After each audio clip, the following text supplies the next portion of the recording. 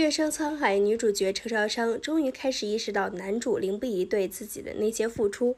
就像是万七七对程少商所说：“你可不能仗着人家喜欢你，就觉得人家为你做的一切都理所应当。”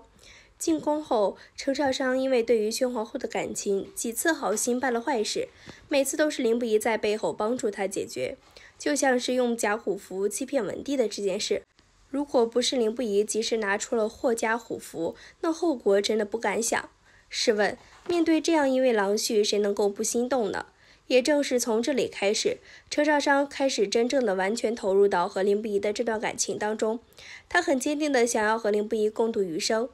然而，如果结合原著，我们就会发现，目前的程少商和凌不疑之间的感情有多甜，后续就会有多让人心痛。剧中，凌不疑一直都对于自己的父亲凌毅非常不待见，甚至可以说是厌恶。尽管每次凌毅见到儿子都会摆好一副笑脸，可是凌毅根本不愿意和他多说一句话。凌不疑这样的态度，不只是因为当年母亲霍君华遇难，带着凌不疑在外流浪期间另寻了新欢纯宇是那么简单。最大的原因在于凌毅根本就不是他的父亲，而是仇人。凌不疑的父亲其实是大将军霍冲，他原名霍无伤。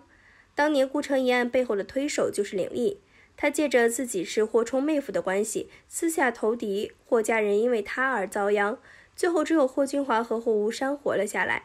霍君华为了保护霍无伤，就一直把他伪装成自己和凌毅的儿子凌不疑。这么多年，凌不疑最大的心愿就是有朝一日可以亲手为霍家报仇。寻找证据无果之后，凌不疑被逼无奈，选择了与程少商成婚之前私下带兵，除掉了凌毅，灭了凌家。在没有任何实质性证据可以证明凌毅当年的罪行的情况下，凌不疑这样做无疑是犯下了滔天大罪。最终，他和程少商的亲事自然是成不了了。尽管后续在众人的帮助下，文帝了解到了当年的真相，但是为了服众，凌不疑还是被罚去了往边境戴罪立功5年的时间。程少商受到的5年欺辱，在凌不疑灭了凌家之后，程少商一度陷入了崩溃。一直以来，程少商都觉得自己运气不好，小时候被父母丢在一边，没人管没人教，和洛瑶的亲事眼看就要成了，却突然冒出来个何昭君。好不容易在遇到凌不疑之后，程少商觉得自己这次真的遇到了真心爱自己，可以完全托付的人，可是最后居然还是被凌不疑抛弃。在凌不疑去往边境的5年时间里，程少商虽然躲在宫中，但是身旁的各种流言蜚语、讥讽嘲笑从来都没有停止过，连普通的宫女丫鬟都会对他指指点点。他们讥笑他白做了一场好梦，被你骗得神魂颠倒，被你蒙在鼓里，做了你报仇的挡箭牌，还说他是痴心妄想。这是王延基和凌不疑对峙的原话。原本凌不疑和程少商的这桩婚事就不被众人看好，都认为是程少商不知道自己几斤几两，高攀了凌不疑。凌不疑为报仇不管一切的行为，无疑是狠狠地打在了程少商的脸上。5年后，程少商能够和凌不疑顺利和好，还又多亏了另一个人，那就是洛吉通。洛吉通原本已经嫁去了西北，放下了自己对于凌不疑的那份执念。然而在得知凌不疑犯下大罪，被罚往边境之后，他的心思又开始动了。